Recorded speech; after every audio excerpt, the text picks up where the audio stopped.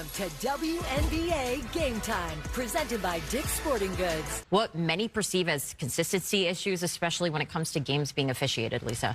Well, officiating is tough. I don't know if anybody's ever even tried to officiate. It's not the easiest game. It's one of the most thankless jobs you can do. But in this particular situation, I thought that the last official should have been able to catch that. I was actually watching this game, and I was like, oh, wow, that was a bit much. So in that moment, I thought that the official missed the call. I'm not surprised that the league went back and fined Alyssa Thomas. But I think at the same time, it's tough to think that official would have missed that they didn't have a replay on it. That was tough to me. And I think overall, the league's got to do better. The officials have got to do better, but also players. Players have to clean it up. We used to play in a way that you protected one another. Yeah, I want to play physical. I want to play hard, but I'm not out here trying to hurt you. If I was out there for a loose ball and it was Renee down there, yeah, I'm going for the ball. But if I accidentally punched Renee or hit her in some kind of way, maybe the play goes on, but I help her up. I help her up. You know what I mean? Just out of the, like, dang, my bad. You know, so I think that part is important too, the reaction. Maybe if Alyssa Thomas would have even turned like, dang, my bad, I didn't mean to hit you like that. It's a different thing, but that's not what happened. And so I think that the league got it right. But I think overall, Coach Tibbetts is correct. Everything, consistency is important. It needs to be cleaned up for all players, regardless of what their accolades are. None of that part matters. It matters about protecting these players, no matter which team, which position, when they sub in, the start of the game to the end of the game. Every player deserves the same type of protection. Earlier today, this Nate Tibbetts situation was going to not end well. He was very unprofessional. He needed to be fined, and he should be relieved of his duties coaching the Mercury after justifying Caitlin Clark being assault. He definitely needed to just hang it up and let it go, bro, at this point. Well, guess what, y'all? I'm not the only one that feel a certain type of way because WNBA legend Lisa Leslie just read him his rights, bro. Yes, she did earlier today on ESPN. Let's pull it up right now. I'm about to get ready and go to it for you guys because this right here is a clear sign to me. It ain't going to end well for Nate Tibbetts. He should have thought about what he said. He should have went like on a script or something because I don't believe they had a script written for him. He was talking. This is how he felt for real. All right, ladies, your thoughts just as the league continues to work through what many perceive as consistency issues, especially when it comes to games being officiated, Lisa. Well, officiating is tough. I don't know if anybody's ever even tried to officiate. It's not the easiest game. It's one of the most thankless jobs you can do. But in this particular situation, I thought that the last official should have been able to catch that. I was actually watching this game, and I was like, oh, wow, that was a bit much. So in that moment, I thought that the official missed the call. I'm not surprised that the league went back and fined Alyssa Thomas.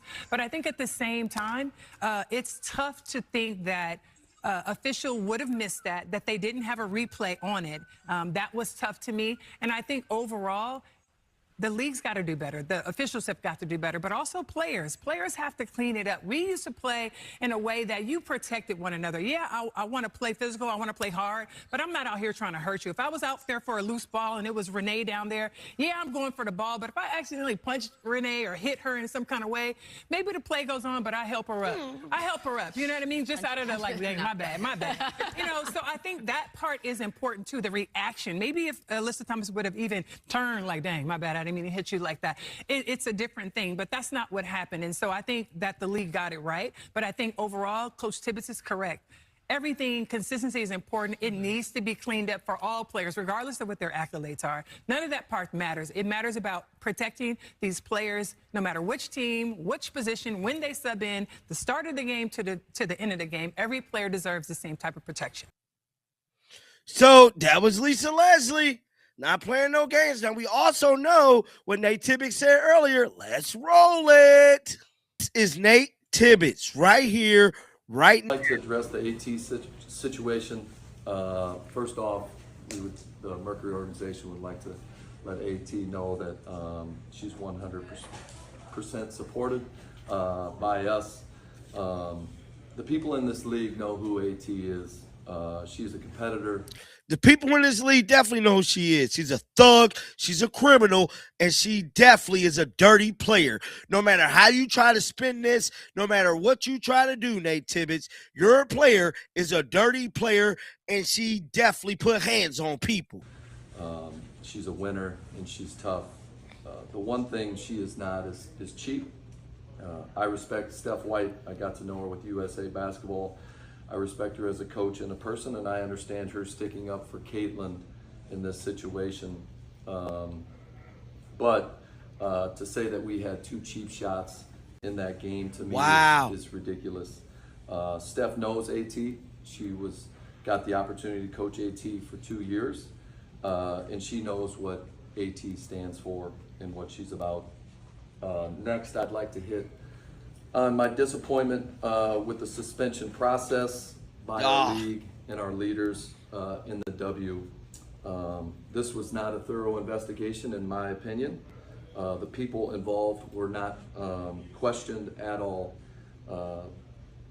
It's extremely disappointing. No one from the league called AT, our security team, or myself about what we felt like happened in this situation.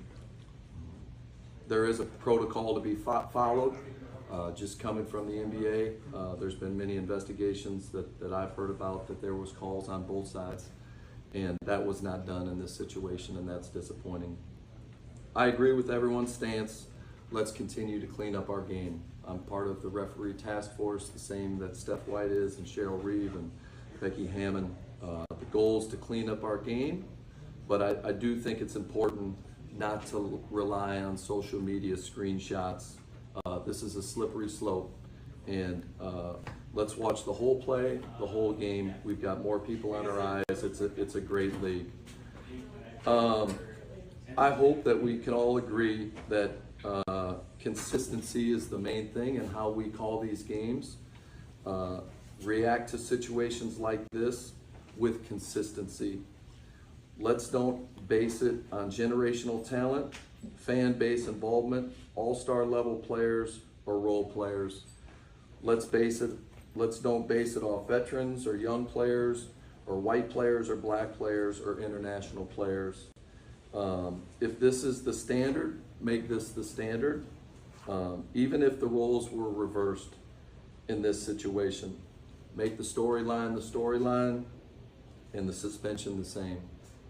And let's just be consistent. Sue Bird recently said that she wants you to make another attempt at coaching because she feels like you are what the league needs as a coach, which I also agree with that. If the commissioner gave you a choice to pick one of the new expansion teams to coach, which one would you pick? I think I really don't have interest in coaching anymore. And the reason why I say that is because it's a huge sacrifice to be a coach. You have to be very selfless and give of yourself. And I was in that space for a moment for my family and willing to make that sacrifice. And I just feel like that's not the place that God wanted for me, and I'm not going to change that direction because I really do enjoy being with my family. But I do other things, which is broadcasting, and I have my podcast, Between the Lines, with Lisa Leslie. So I've just taken a different direction. I'll always be around the game and supporting these women, and I support them directly as well. I don't have to, publicly put out every player that I talk to and communicate with, but I think it's important for them to feel supported, to feel that they have a place that they can talk to and vent or any of those things. And so I'll always be that for any of the WNBA players. When the tape rolls, there is no hiding. A fist connects squarely with a throat, a young star collapses, and a franchise immediately enters damage control. This isn't just about a missed whistle or a physical play. It is a flashpoint that exposes the deep, fractured fault lines of professional basketball. For Phoenix Mercury head coach Nate Tibbetts, a single post-game press conference may have just altered the trajectory of his career. By standing at the podium and passionately defending a play that millions saw as a blatant assault, he didn't just protect his player. He drew a line in the sand that has outraged fans, analysts, and legendary figures within the sport. Welcome back to the channel, where we dissect the hidden narratives, the backroom politics, and the cultural shifts reshaping modern sports. Today, we are diving deep into the fallout of the explosive matchup between the Phoenix Mercury and the Indiana Fever, a game that has transcended the court and turned into an ideological battleground. To understand how high the stakes are, we have to look closely at the moments right after the incident occurred. Reports are swirling that the Indiana Fever coaching staff didn't just bench Caitlin Clark toward the end of that game due to standard rotation or a minor injury. Inside sources suggest a much more chilling reality, that the organization grew terrified for her safety. They saw the knee tactics, the subtle tripping, and the escalating hostility, deciding that pulling their generational talent was the only way to shield her from an environment that felt increasingly predatory. But as the league tried to quietly manage the crisis, a legendary voice stepped into the light to shatter the narrative being spun by the Mercury. WNBA icon Lisa Leslie didn't hold back when she took the desk on ESPN. For a league that often protects its own, Leslie's breakdown was a masterclass in separating competitive fire from malicious intent. She acknowledged that officiating a fast-paced game is one of the most thankless jobs in sports, but she refused to give the officials a pass for missing a strike so severe. Leslie pointed out a fundamental code that used to govern the hardwood: you play hard, you play physical, but you protect one another. If an accident happens, you help the player up, you acknowledge the mistake, and you show that sportsmanship still exists. Instead, the world watched a complete lack of remorse, a moment that Leslie flatly stated the league had no choice but to penalize.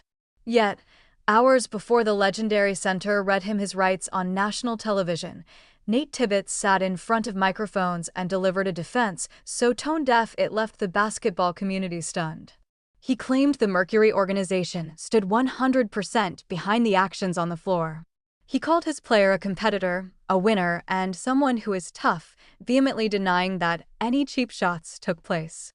But when a coach tries to rewrite what millions saw with their own eyes on high-definition replay, the defense transforms into something far more dangerous than simple team loyalty. It becomes a systemic justification of violence.